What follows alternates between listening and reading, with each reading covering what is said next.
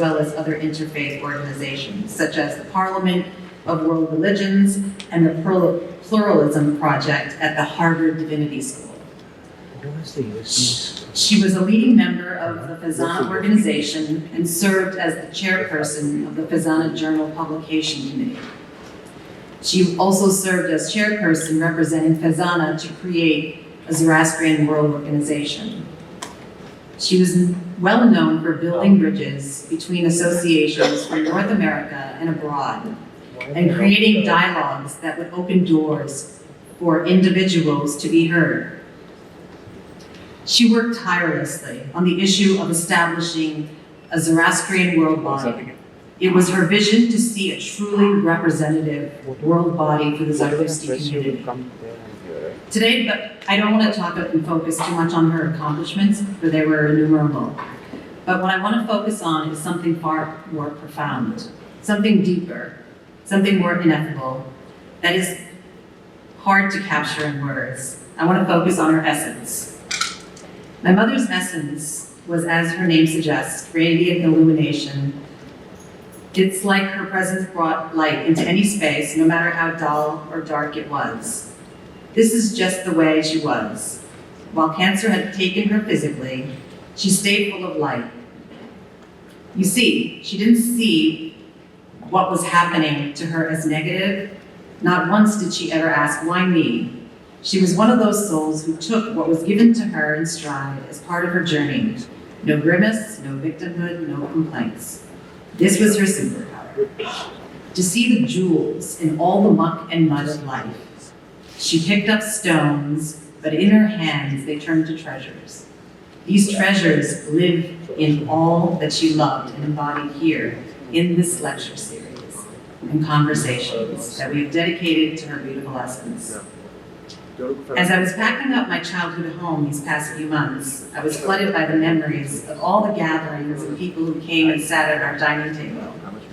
From head priests of India and Iran, to scholars, artists, authors, politicians within our Zoroastrian community who came through Boston. As a little girl, I was fascinated by all these luminaries and guests that came through our revolving front door. She had this art of attracting people from all walks of life. Our dining table was full and filled with good food, her pulao and dar were to die for, and rich conversations.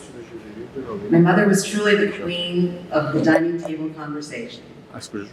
Sometimes the conversations would be loud and boisterous. My heart was beating fast. Are they fighting? What's going on downstairs? He just needed to send My little girl's lunch was here. But every time I went down, she was there, holding court in the middle of these people, sometimes only men, brokering conversations and mediating arguments. My mother had this way about her, to just exude peace and confidence. She would say to me later, when all the guests had left, it is so important for people to meet face to face and share ideas and perspectives. It doesn't matter if their way of thinking is different from yours. We must still have the capacity with us to hold space and tolerate differences. It is only through this deep listening, this type of listening that seeks to understand the other's point of view, that we can connect with each other at a soul level.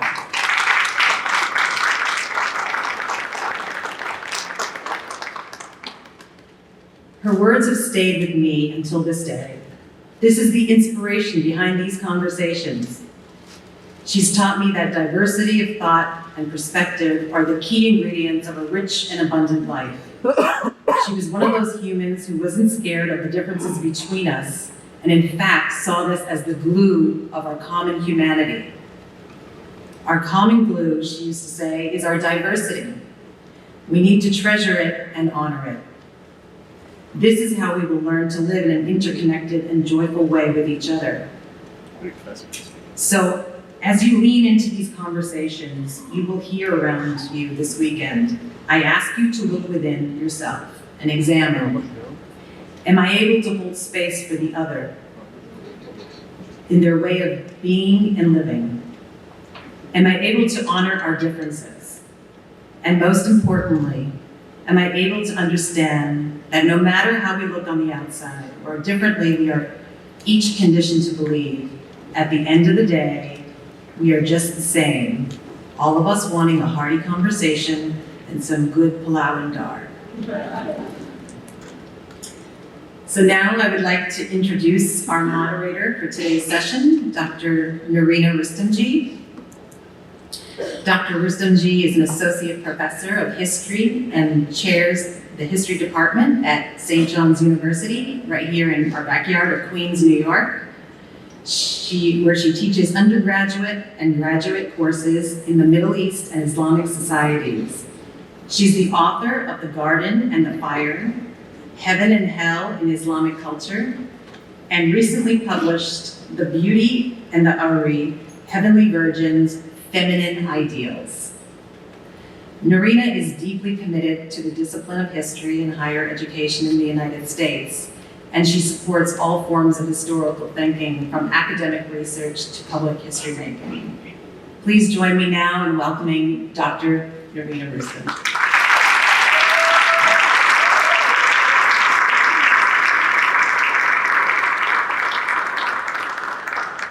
Good morning, everyone. The Khorshed F. Jungalwala Lecture is funded by the Khorshed F. Jungalwala Fund at Fazana, and we have really a wonderful session for you today. The Khorshed Jungalwala Lecture is often a formal lecture with a single preeminent scholar, but for this World Zoroastrian Congress, we are offering you two incredible scholars whose work has established the platform for Zoroastrian Studies, and it is an honor to be with them on stage, and we are truly excited about the format that we've developed, which is a conversation which we have not rehearsed ahead of time. So here we go. For this Congress, we have these two preeminent scholars, and each of their works has shaped the field and provided a building block of which we really can build an enormous edifice of Zoroastrian studies. I have here Dr. Jamsheed Choksy, who is the distinguished professor at Indiana University, Bloomington. He teaches on Iran, the Middle East, Central Asia, South Asia, Zoroastrianism, Islam, Manichaeism, and religious minorities in all of those regions. He was nominated by a U.S. president and confirmed by the U.S. Senate to sit on the Council of the National Endowment of the Humanities. And for those of you who do not know, that is the main body in the United States that provides humanities funding and direction for this nation. He has also won a number of fellowships. Practically, he has won them all. From the Harvard Society of Fellows, the Institute for Advanced Study, the NEH, Guggenheim Foundation Center of Advanced Study in the Behavioral Sciences, the American Philosophical Society, and the American Academy of Religion. And just this spring, he was elected as a fellow to the American Academy of the Arts and Sciences. Congratulations.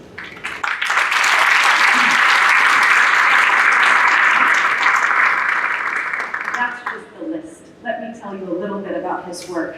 He is a consulting editor on the monumental Encyclopedia Iranica. He is the author of Purity and Pollution in Zoroastrianism, Triumph Over Evil, which lays the foundation for the study of ritual and cosmology.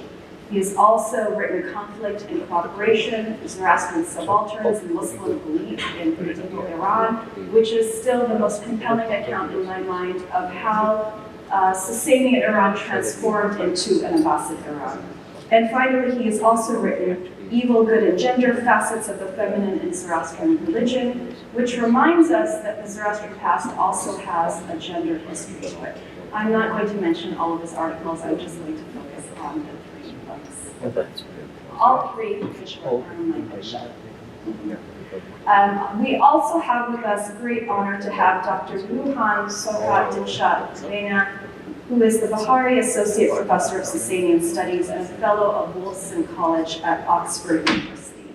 He has taught at Harvard, Stanford, and the University of Toronto. Dr. Vevaina's academic specialty is the study of hermeneutics, or theories of interpretation, with a focus on the interpretation of the Gathas in the Sasanian and early Islamic centuries. Last year, he completed a long-awaited 2-volume book project on the 9th book of the Denkar, our largest surviving Pahlavi text. Now, you can already tell that I am book-oriented, and what I'd like to share with you here is that Dr. Vevaina is co-editor with Michael Stossberg of the Wiley-Blackwell Companion to Zoroastrianism, which is now being reissued in paperback version and should be out any day now, at some point in the summer. The Wiley-Blackwell Companion was 7 years in the making, with 33 contributors, including Congress speakers Dr. Choksy and also Dr. Dan Sheffield. At 696 pages and a 70-page bibliography, it is the largest single reference work on Zoroastrianism that exists. Here, yes. Here is what I want to share with you. You should buy it. You should read it. And you should read all 33 of those chapters. It is that riveting. It not only gives you a lens into the exciting research chapter by chapter, but when you read it as a whole, you get to get really an amazing understanding of how much we know, the depth and the creativity that it took for us to know it. But my favorite part is it also shows you the gaps in between, and that means the possibility of future studies. So my message to you is, if you can binge a Netflix series, you can read all 33 of these contributions.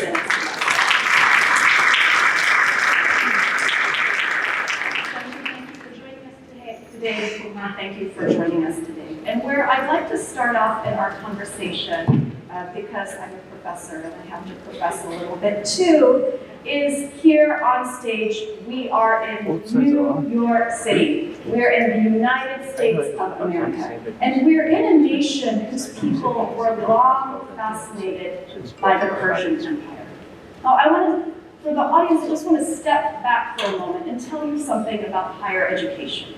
Higher education in the United States, and even before in the American colonies, from the very beginning up until the 1920s, was dominated by a model, a classical model. And in that model, the American colonists were riveted by the Persian Empire. In the 1720s, they were following what was happening in the Persian Empire. All school children from the 1690s until the 1800s learned to read and write English from the New England Primer, where X was not for xylophone, it was for Xerxes the Great. And it is that point which is why Cyrus, Darius, and Xerxes were common American names up until the 19th century. And as you all know, Cyrus is still a common name in the United States of America today. Harvard started teaching lessons in Persian language in 1765.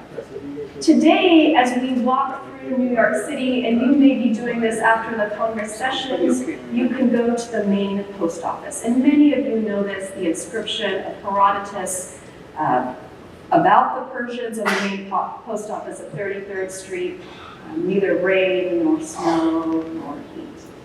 Less known, you can walk down to 25th Street and see the statue of Zarathustra the lawgiver on the appellate court overlooking Madison Square Garden. Or if you have a little bit of time, you can go 30 minutes north of the city to stroll through the Untermeyer Gardens in Yonkers, which replicates in some very odd fashion a kind of Persepolis Susa type garden architecture. Now, higher education changed profoundly after World War I because it became geared for teaching civics to a democratic state and to shape an educated citizenry. And it is in that mix of the classical education and the democratic progressive education that I really am able to locate both of your work. Both of you, I see, have profound reflections of these models.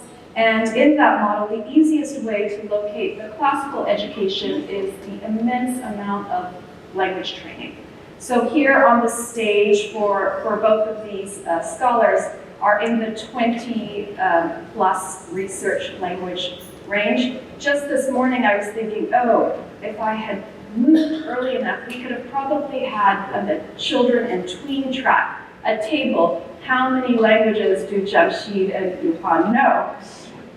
Yeah, while you're mapping the greater Eastern and Western Iranian worlds, or talking about the different levels of discourse that are happening through space and time, you're also bringing that extraordinary training to the contemporary world and to really contemporary forms of higher education and politics. So I'd like to start our conversation then with a very basic question, which is, why is it that you chose this path, and how did you evolve as a scholar as you went through it? Well, before I begin,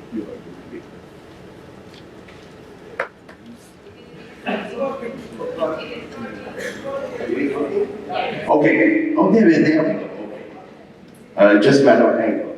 Well, let me start with an apology. This not so large Parsi nose, not so large compared to my father and grandfather, who had monumental noses. This Parsi nose caught a Roman cold. So I hope my voice will last, but please pardon me if it doesn't. I would like actually, when you talk about careers, I would like to start with thanks. As I look across the audience here, despite the glare of the lights, I see people who have supported me and my career for over 4 decades, since I was an undergraduate. I'm monumentally and immensely grateful to all of you. You know who you are. We've known each other for a long time. And tremendous thanks also to my vast extended family, initially from Sri Lanka, Ceylon, India, and Pakistan, but now representing the global Parsi diaspora. Again, thank you so much for all the years of support. How did I get into this? Well, I was born in Bombay. I grew up in Sri Lanka, Ceylon, and then Sri Lanka. I came to New York City, to Columbia, as a biology major because I'd been trained in the British O&A level system. I came and I did biology. But all of those of you here who have been to a 4-year American US university will know that the hallmark is liberal education. We get an opportunity to take a variety of subjects, and Columbia is the one where I went, and Chicago, where my wife and son went, with the models of these liberal arts educations. And I had the great fortune to utterly uninterested in Asia, in Zoroastrianism, Parsis, to stumble into a variety of classes with some monumental intellectuals. Some of you may have known Ainsley Embry, RF pilot, Canadian, there's a State Department ambassador, Columbia professor who worked on India. Then, of course, many of you have heard of James Russell, a Sangyarship chair, and Dick Bullitt, who you studied with, who guided me. And I found as the years went by that my interest shifted. I got interested in history and religion, languages, and then was lucky enough to go study with Dick Fryer. So it was not volition. It's something that just the path evolved. As that path evolved, not only did I find that I was fascinated with the history of the Middle East, the Persian Empire, the Sasanians, I found that I liked conversations between the past and the present and the past. I found that I liked figuring out, or trying to figure out what makes people in that particular societies tick. And so that's what led me down that path. And I'd say it has been a fascinating journey. It has been intellectually rewarding. And perhaps most of all, I sometimes tell my students, whatever you do, whatever you choose to do as a career, and this is a career ultimately. Let's not, I have the great privilege of essentially having lifetime employment, which we enjoy here, which most people in the world don't. But what I point out to my students is whatever you end up doing, pick something that's going to keep your interest over the decades. Not now, not tomorrow, 30, 40 years from now. Because there are many mornings where, as I tell my students, I get up in the morning and I have to haul, and the word is I haul my carcass out of bed, put on my clothes, and go to work. And you better make sure that it interests you. Because if you don't, you're going to be miserable. Thank you.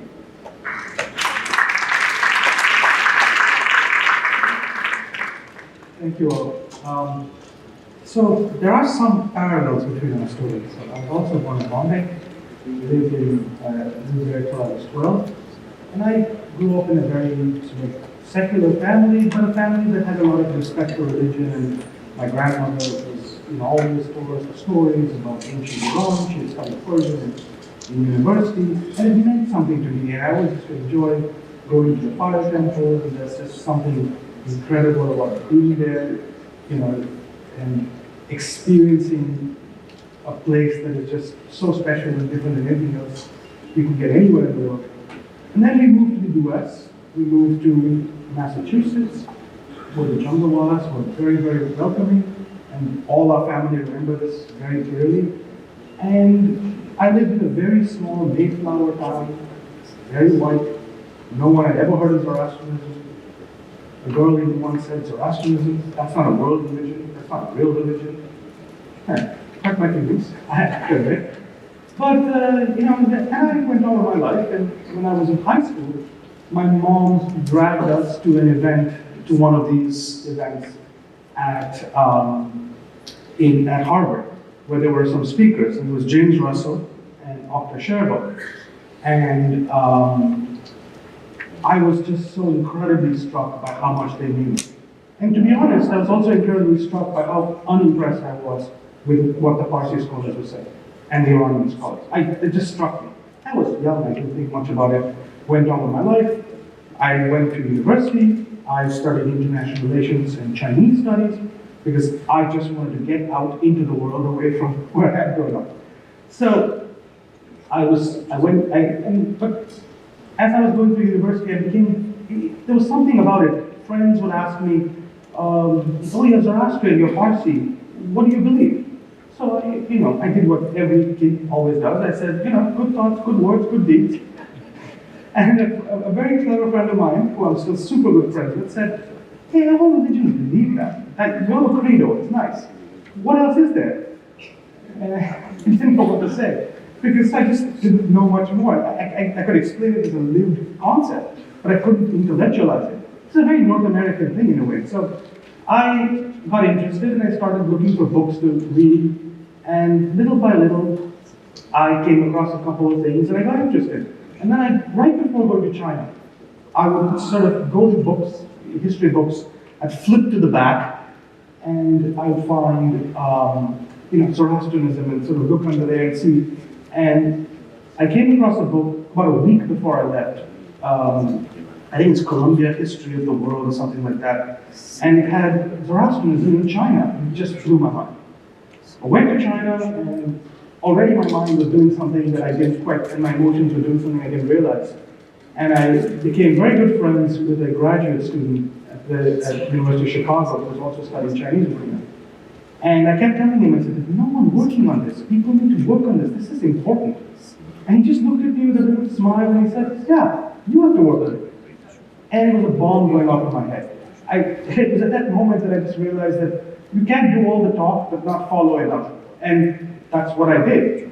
I came back, I contacted the people at Harvard, and I went to Dr. Sherbo, and I said, I really want to study this. James Russell had helped me as well. And so Sherbo, and I went into his office and he said, so what languages do you know? Chinese.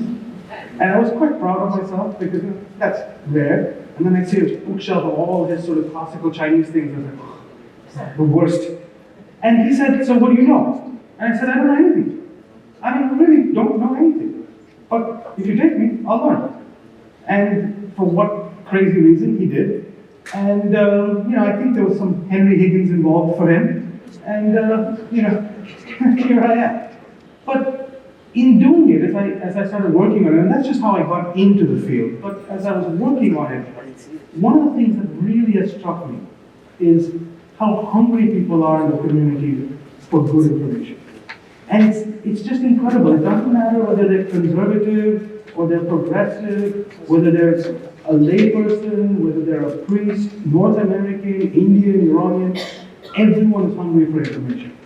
And I think I can speak for all of us as academics, that's what drives us to try and fill these gaps. Because you have a 3,500-year-old tradition, plus minus, and so few people working on it, that inevitably you have this problem of such chicken and egg problem, where someone wants to know something, we don't have that time period studied or that text studied, or we don't have the archaeology done in that area. So it can, as much as it's enjoyable, and at times I also feel like the wake up in the morning is difficult, I think the real challenge for all of us is how do we do more with what we have? And at some very real level, you know, it's strange for me to sit here at this point to do this, but there's someone in this audience here who wants to do what we want to do. That's why you came at 9 a.m. So, if any of you are here who are interested in following this path, come and talk to us. And we will try and dissuade you. And if we can't succeed, then we should definitely do it. So, thank you.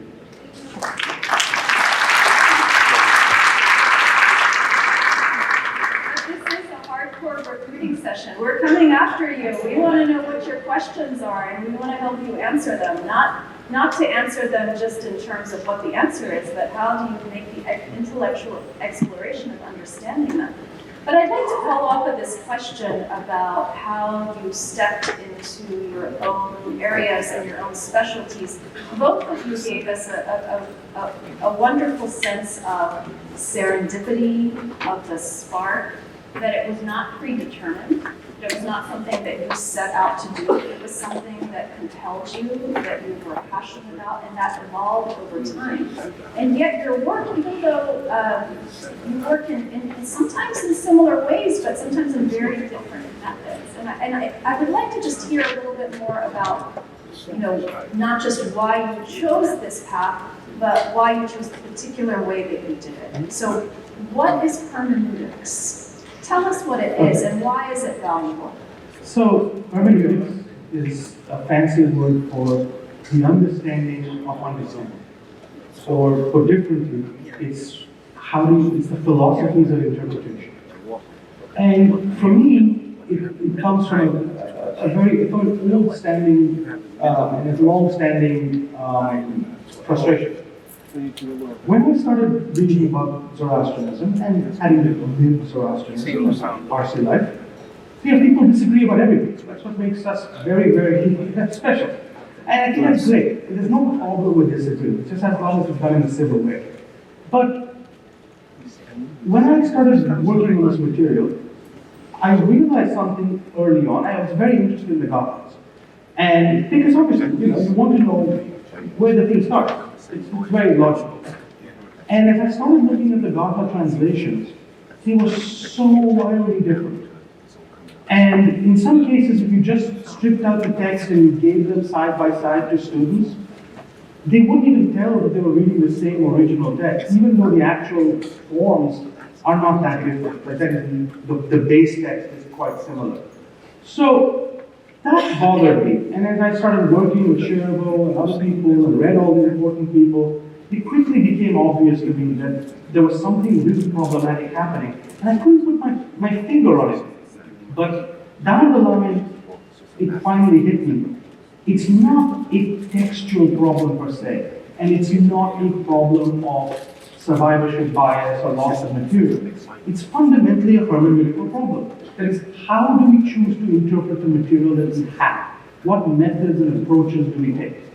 And I just was so dissatisfied with the translations that I read.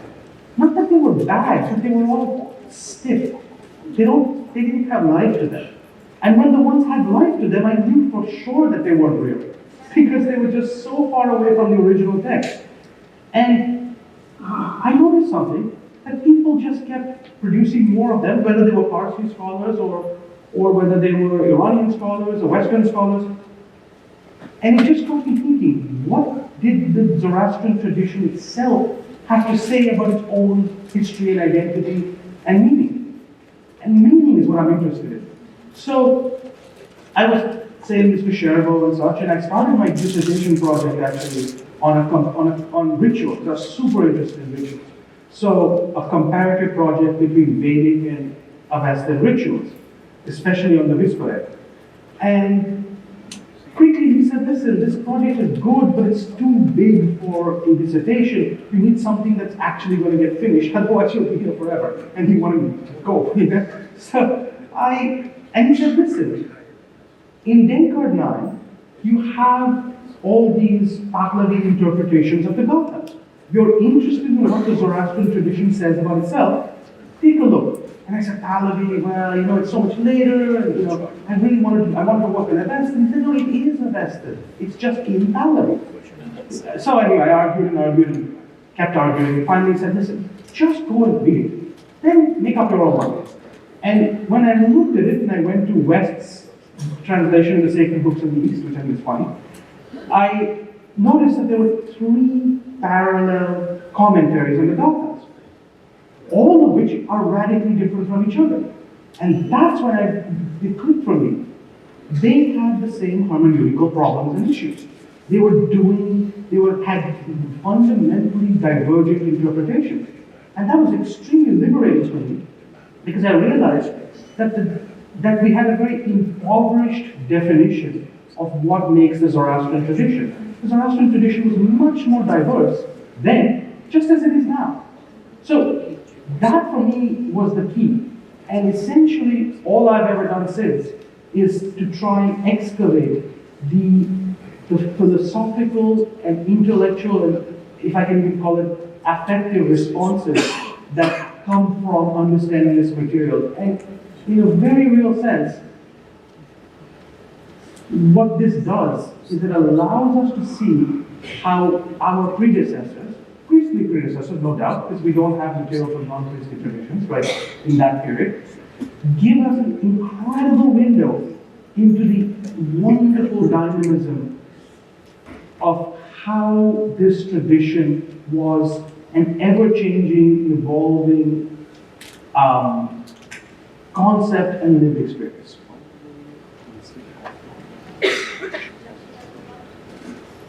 Jeet, I would love to hear how you answer that as well, but where I also, because Yuhan, you used the word excavate, and so there I saw Jamsheed at the archaeological dig with the handkerchief tied around his neck, soaking up the sweat.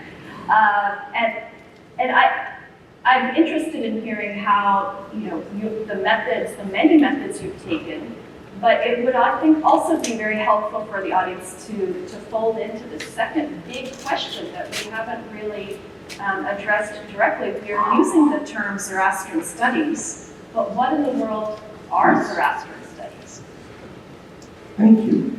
Well, Yuhan was talking about the Denkard, and one of the phrases used by the medieval Magi often come up.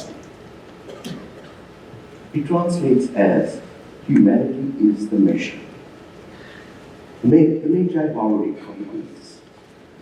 But what that tells you is the intellectual interconnections, exchanges that were occurring. And so, what is Zoroastrianism? It is a corpus of texts that in fact keep growing.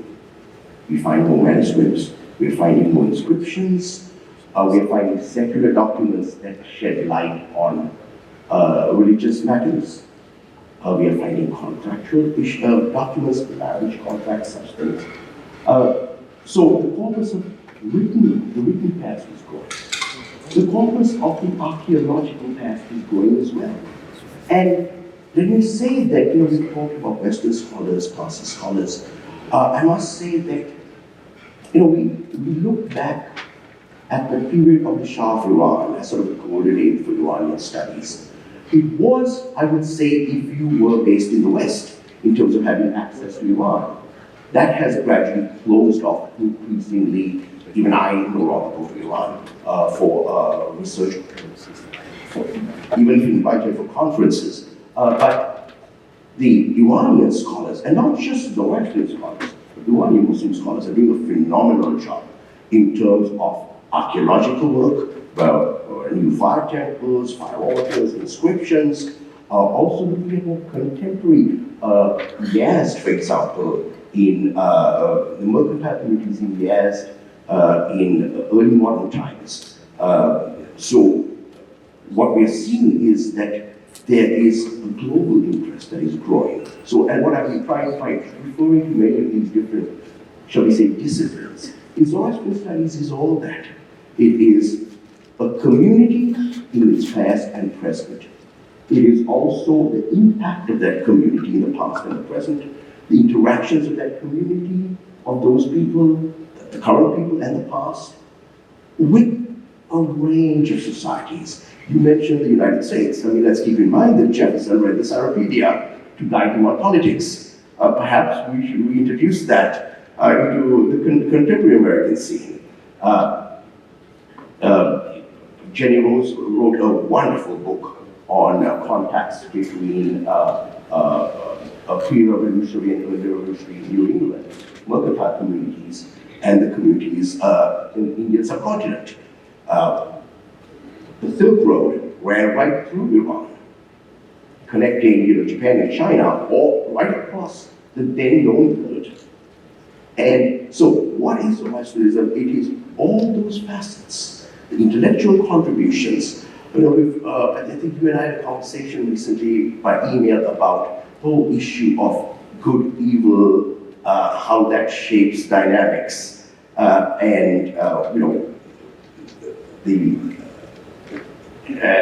something I like to point out to my students is, so when you see a US president get out there and say, we're fighting a good war, it goes back to Central Asia and a topic we call Zarathustra. So in a sense, it is that vast intellectual domain that engages me, interests me, and I think should interest a lot of you and should also make all of you feel very proud. Your ancestors and you yourselves contribute greatly to every aspect of who we are and who we are becoming. And some of you may have seen that the Associated Press ran a piece a couple of days ago about this Congress, right? And so that should give you a little sense. So the reporter contacted me. He's the main religious editor for AP. And he's contacted some of you, Arzan, I believe, as well. So the interesting thing is you can see how there is interest. There is interest. There's also concern. Some years ago, I approached CNN about doing a piece on the plight of the Zoroastrians in Yuhan, and they took it. So there is interest, and I think that it is our duty as scholars, but also as a community, to engage the broader world. Interesting the way that you're characterizing Zoroastrian studies, because it's suggesting that it is much larger than a study of Zoroastrians, that it is much larger than a study of religion, that it's much larger than a study of a particular geography, and it's much larger than a particular time. It's a connection through so many of these areas. It sounds like it's the history of everything. Well, let's just say that we are entwined with everything. Hence, as the medieval Magi said, humanity is the measure. Now, you chastise us and say, don't talk about your past, or your personal past, but you do come from Quetta.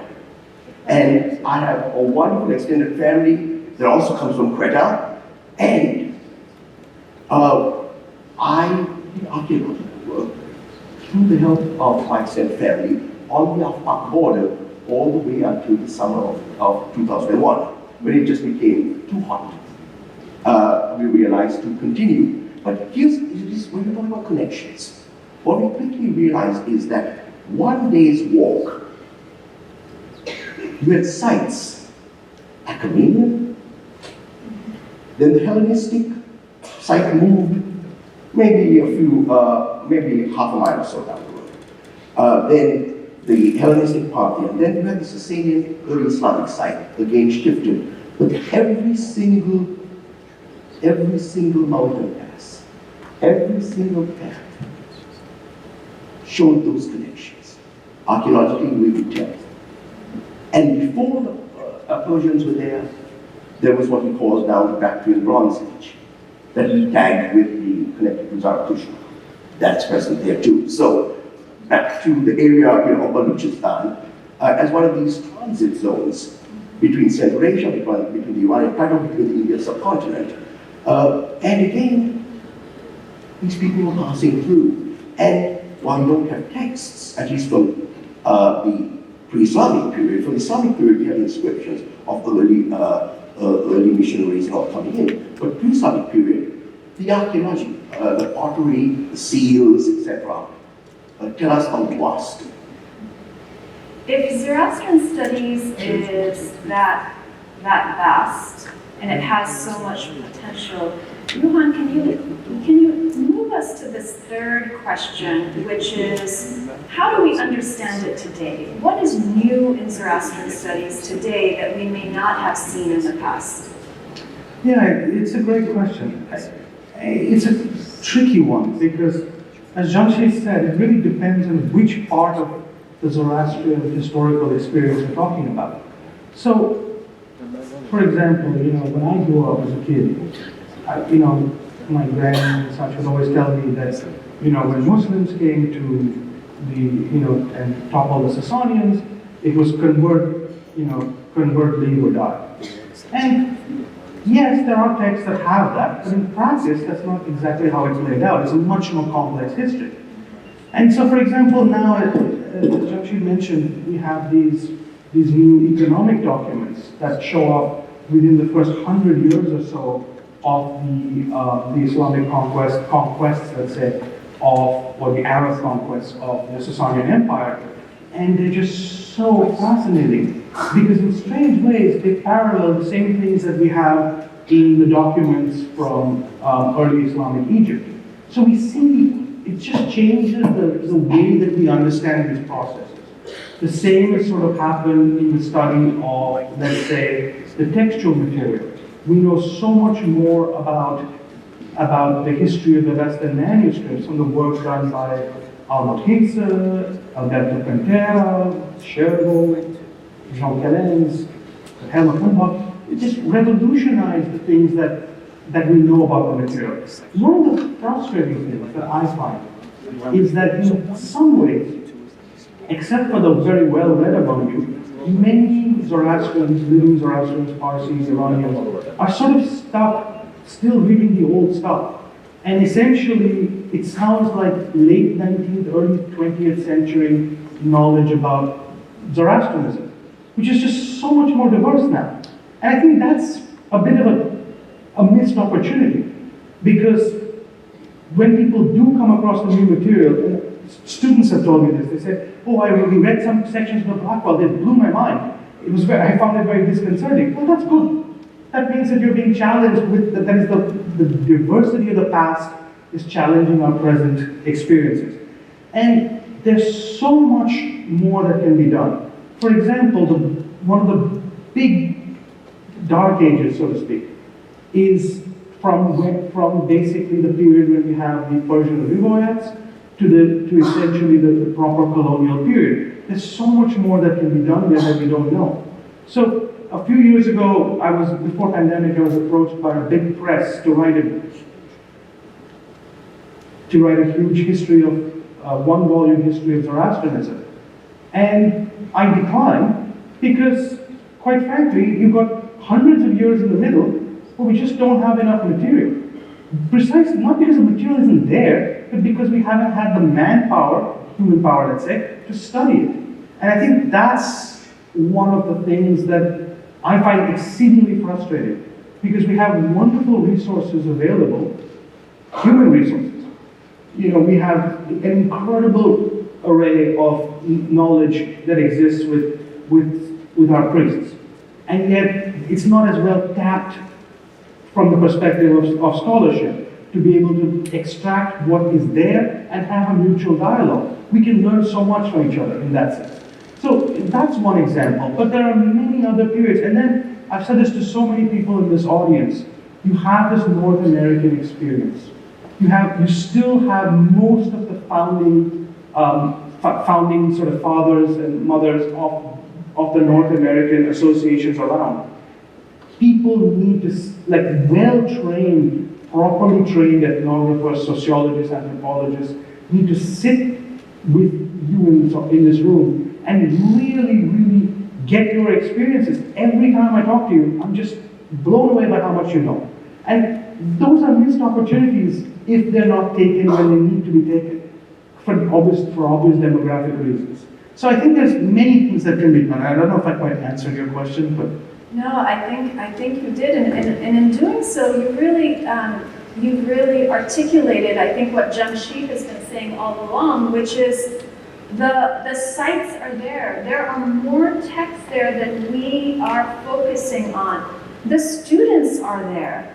The field has evolved, advanced, not in terms of just building knowledge, but the range of creative methods that you can learn something from these pieces. And we are at the World Zoroastrian Congress, so I'm interested to hear from you, Yuhan, but also from you, Jamsheed.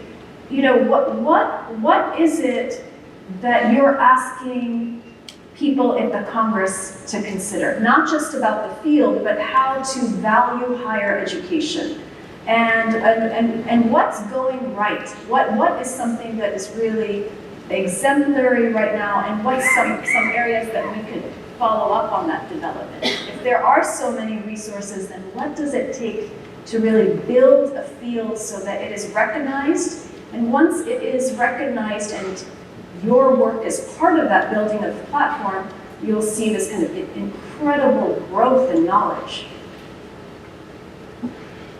So, before I talk about higher education, youth education, let me address a complaint I often hear from the community, that the scholarly articles are just so highfalutin, ununderstandable, how can we read them, etc. Well, we do have something called the internet now, and there is a wonderful resource called the Encyclopedia Yuhan. It is written by scholars, but the articles are edited to be eminently readable. You're interested in online or whatever, now joke. The Encyclopedia Yuhan, now joke. You don't need any special characters. Read the article. And it's online. It's online, free. It's online, it's free. It is the ultimate scholarly component on this, on everything, not just Yuhan, but Zoroastrian Studies. I also hear complaints that, well, but for the younger children, they couldn't read this. Well, I would say about a decade ago, Sharma, Jenny Rose, and I were approached by a magazine called Calliope. Now they have merged with a magazine called Dig Into History. It's aimed at 9 to 14-year-olds. We produced a little booklet edited by professional editors, North American editors, aimed at 9 to 14-year-olds. There's a little glimpses into Zoroastrianism. There is such material available. Use it. Also, just in terms of just general reading to be up to date about the community, but also to, mine for information. I look at Papsiana, I look at the Fazana Journal. You don't have to look at the endless sort of community debates that keep being batted around forever. There's a lot of valuable information. And draw upon that. You will find that you have a rich, lively history. One that fits into, for some of you, the immigrant experience. For some of you, your normal lives in North America. or wherever else you are. And yes, the pandemic was a blow, but we're all back to traveling again. That's where I got the quote, I got it in Rome. So, we're all back to traveling again. Go back. There's the Roots Project. You, unlike most of you who have not said nasty words about the Iranian government, but I can't go back to Iran now, but you guys can. You can go see the places. A few years before the pandemic, I had the great privilege of going to Zanzibar. And I came to understand why those of all of you who live to Zanzibar, raise your hands. I came to understand why you love the place. I wouldn't walk around in Dar es Salaam at night. But Stone Town, my family and I walked back at midnight without a worry. It reminded me of Colombo in my childhood. Explode those, okay? We now have the global dictionary coming out, standardized terms. Draw upon that. There are many valuable resources the community can draw upon. Now, in terms of higher education, I'd say we're actually entering a golden age of Zoroastrian studies. When I got my PhD in 1991, there were no jobs in Zoroastrians, on any of this stuff. And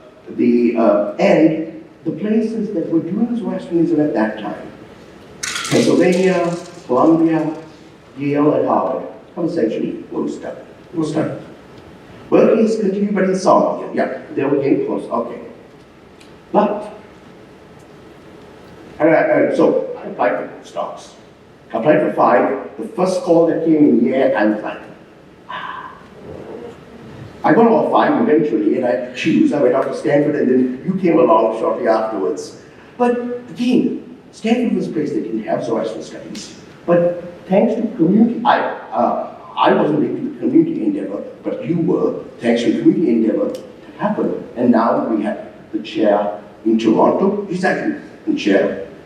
You have Jesse Palsetia at Gallup. You have Mark Hale, who does Old Persian. He was a grad student with me at Harvard, at Concordia, and also Richard Fox. You have 2 positions at Irvine, the one at UCLA, the one that opened at Indiana in 1993 for me. We've seen an expansion, so academically, interest has expanded. And that's just mentioning only the positions directly linked to Iranian and Zoroastrian studies. We have Paulina, I believe, at the conference, maybe she's in the audience, in Poland, there we go, who works on modern Tehran. One of my former students from EU, Nada Fawzi, also worked on Zoroastrians in Tehran. Another student of mine, Islam Atollahi, who was at SOAS with Sarah and Almut, is now an assistant professor at the University of Arizona, Tucson. So the field has begun to expand. I still remember, as a graduate student and early faculty member, the debates at Fezana meetings about funding positions. Keep funding them, even if you are at an institution. And all of you I know go on to university. Okay? Particularly in the United States, liberal arts tradition, you have to take courses in the humanities, whatever you study. Take a course on world religions. Even if they don't teach Zoroastrianism, that particular course, you can do your research paper on it. Learn a little more about your past. It never hurts. It helps shape you. We're all in agreement that it is such an exciting time to do Zoroastrian studies, that there is such growth in the field, and part of that is the growth that is coming from academic methods.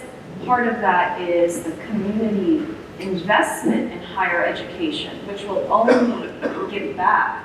But also, I see a growth in just sheer creativity. And Yuhan, can you we need to close fairly soon. But what I'm interested in hearing from you, particularly because your work cuts across conventional ways of studying the past, could you give us, off the top of your head, a list of the types, the types of studies that were missing, how broad, to give us a sense of how broad the imagination is. I remember you mentioned something like a sociology of Zoroastrian studies, and I said to you, what's that? Give us a sense of what the possibilities could be. Let me start. Normally people start in the past and they come to the present. I think I'll do it in reverse. So we have a lived experience here. Diverse, global, and we lack what we don't have right now are enough people, we have some, who can actually go and document our lived changing experience. Because there's no point in saying you study the past, but you didn't actually study the present, which will then be someone's past. So it's for the next generations to come. And I can add another person to the list of people who work on these things. Is my sister, Lila Vevaina, who's a professor at Chinese University in Hong Kong, who works on legal anthropology and the Parsis, and she's been writing about conversion, intermarriage as it goes through the court, so much like the talk we heard the keynote yesterday. And her book will be coming out in a year or so, and it's on the legal trusts. That is how the trusts, that the mechanism of the colonial era trust shapes and defines Parsi identity.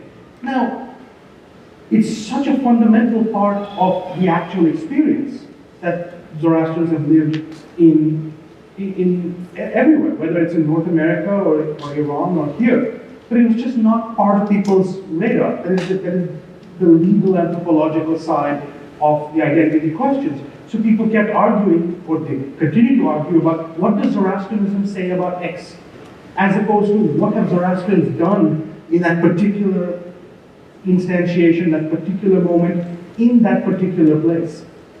So, that would be one example. And then, things, and I have to say, I'm extremely gratified by what I see Fezana having done over the last decade or so. Things connected with oral history projects, things connected with youth outreach. I mean, it's fantastic. Everything is heading in the right direction in that way. But if I can be, really actually honest about it, it's really important to have good children's classes. But the question is, what's the content? And the highest quality content is going to come from people who can artfully take the scholarly material that we're producing and essentially convert it for the audience that needs it, whether it's a 5-year-old child or it's a 14-year-old child, let's say. So in many ways, in order for that to happen, what we need is a much more, for my mind at least, a much more concerted effort to have a more social sciences and a fundamentally more grounded lived experience. Why don't we have someone who works on economics? Why don't we have someone who works on, more people working on sociology? For example, we have people who work on the sociolinguistics of Bahari and such in Iran. What about the fact that, you have the Parsi Gujarati is very rarely studied as a sociolinguistic, from a sociolinguistic perspective. All of these things add to the richness of the lived Zoroastrian experience. It sounds bizarre to say, but because I work on the pre-modern material, that too many of us, front-loaded and not enough people back-loaded connected with the lived experience. And I think what Zoroastrians want, and this is just my personal view, you may disagree with me, every Zoroastrian wants a usable past. A past that is meaningful to them, but also one that, quite frankly, feeds into their pre-existing beliefs and prejudices. And precisely in order to have a dynamic, usable past, you have to have the humility to go and say, I will be challenged by something that I'm not familiar with. And that's, I think, the greatest privilege that's happened to me as a scholar, is that I'm constantly shocked by how little I knew and how many problematic assumptions I had as I was moving through this material. And that doesn't mean to say that I don't have them now. I'm constantly, in a sense, being challenged by the incredible diversity of the Zoroastrian experience in its totality, not just in this moment, but at any period in its profoundly important history. I think what I hear, Jamsheed, I've heard you say this in different words as well, is that the romance of the Zoroastrian past is not as interesting as the actual material that you get to confront. That is so exciting. And it's worth putting that glorious story of all the kings down and looking at what the real people did. We do have to close this session, and I'd like to turn to both of you and for you, to ask you very briefly, what is the message you would like to share with the audience about Zoroastrian studies as we close?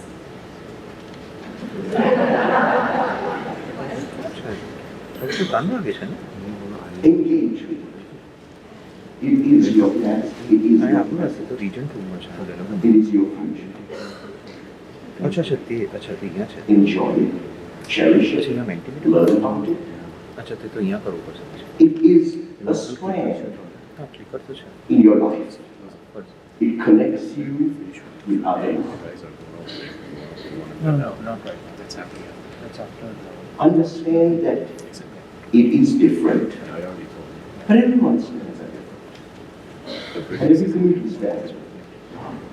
So, study, cherish it, and don't waste time on the endless recurring debates. The ocean of knowledge is far greater than the little pools that we keep coming back to. Thank you.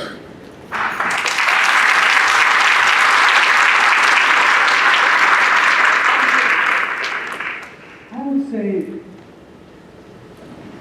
let your narcissism go. In the sense that there's this old adage that the past is a foreign country. They do things differently there.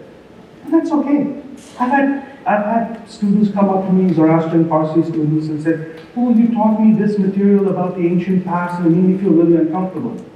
Why? It's perfectly okay that it is not going to be in your image. Nor should it be. It needs to be the image of, millions and millions of people who've lived through time. And the more you study it, the richer it will be. And I think what makes me very sad sometimes is that people feel very alienated from their past because they feel like the past doesn't speak to them. And I think I can completely relate with that because I've lived that at different moments in my life. Sometimes I still feel it. But there's always something there that will enrich you. And the only thing that we can do is write the books. We can't make you read them. So, we can't even make you buy them. So at least read them. And I think in doing so, I see this with my students. Light bulbs go off. And I see this with community members who people write to me, I send them PDFs, illegal PDFs, I might add. And people come back and they say, this just changed my view of it. And in a sense, the learning is not going to strip you of the value you already have. It's just going to enrich it. Nothing is ever lost. It's just added to in this process. And I think if as a community we can get away from this constant trope of loss and decay and decrepitude, I think we would have a much better chance at realizing there's so much resource available for us to make the present and the futures that we would like. Now, it helps if we don't not each other's throats all the time, but start with something small. Just read for yourself.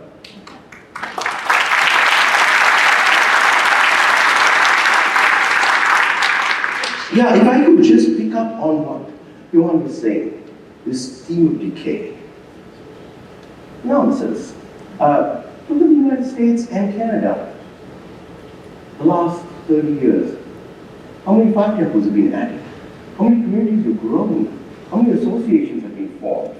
That's not decay, that's growth. enjoy that, build on that. Cherish it and enjoy your life. Thank you.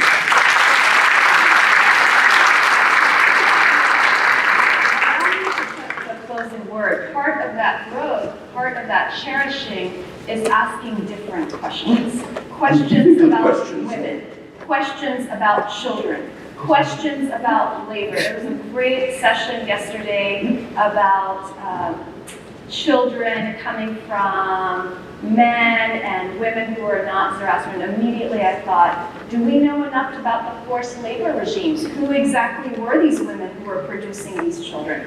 So there's such exciting time, and what we need are more questions. And we don't just need those questions coming to us, the questions that you develop in your sense of the world. But we also need you to understand that you can find those answers on your own. I was told that they are taking care of it. Right now, we have the stage with these two incredible authorities. But what makes them authorities is not because they have the languages, that they won a lot of great awards, Whoever is setting they that taught up, at very prestigious places. They just have the It's screen and because they are imaginative the projector, guides but that everything else they help need you to, figure whoever is out setting that up needs what to do it on their own. animates you, what makes you curious, what have you always known. And for me, that is the great value of higher education, is in the possibility of They need to provide the laptops, imaginative possibility. right? There They is need to provide the laptops this and all that other incredible connection. wealth So we can which work that out. does not constrain us. We don't need to be bounded by it. We don't even need to be loyal to it. We just need to explore in our mind. But they look on And that is laptop what over true there. Do freedom they have a and laptop thinking on? is. So thank you very much. Thank you. And we do not have time for questions on this session, but I'm sure both of them would be very entertaining, any of the questions you have. Thank you very much. Thank you, Chris. Thank you, Nerina, and thank you, Professor Choksy and Professor Vevaina. We truly appreciate you being here today and sharing your wisdom with us. On behalf of the WCC organizers, Vevaina, and the Khorshed Jungalwala Lecture Series, we have a token of appreciation for both of you. Thank you so much.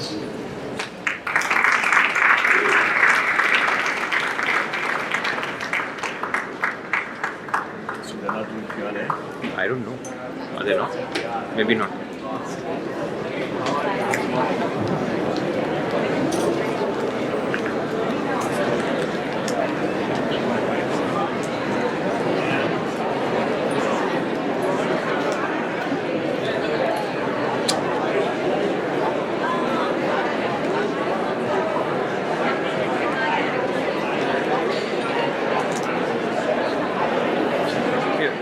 No Q&A. Okay, can Amir actually need some help with the mic, some setup?